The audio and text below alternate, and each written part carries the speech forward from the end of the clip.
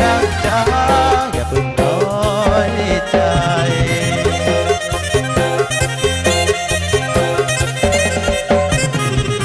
เป็นจังไหนพี่ก็ยังมีเจ้าเป็นจังไหนพี่ก็ยังมีเจ้าบ่เคยบังคับปล่อยให้น้องคอยขอเวลาพี่บังไว้หักน้องยังเอาไว้ได้เจ้าหดแค่สองคนห่างกันมันนั่นโดนแล้วบ่มีรอยร้าวยอมเสียสาวให้หน่อยเป็นไรทั้งที่รู้อยู่แก่ใจ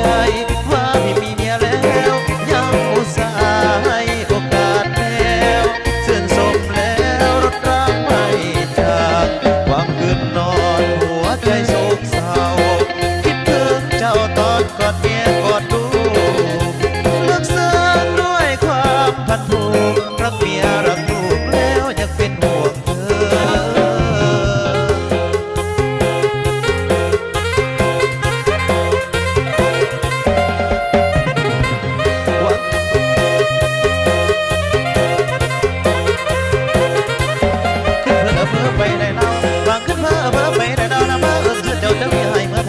ก็อาจทำใจพี่เศร้าคิดว่าแต่พี่แต่วันนี้ก็มีได้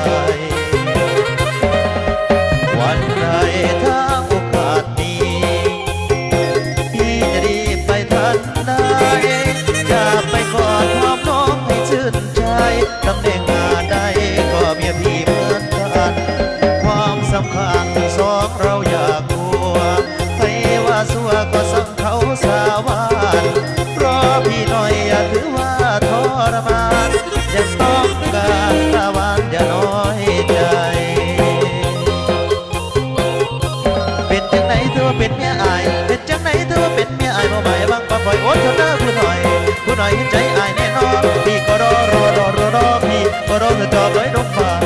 เขียนถึงเธอตาหวานลูกเล็กสาวโต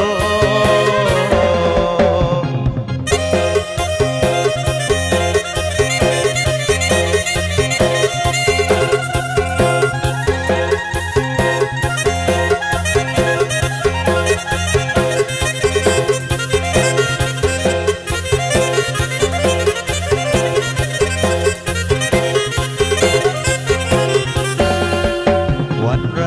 ถ้าโอกาสมีที่จะรีบไปทันไรจะไปกอดความน้องให้ชื่นใจตำแหน่งอะไรก็เมียพี่เหมือนกันความสัมพันธ์สองเราอย่ากลัว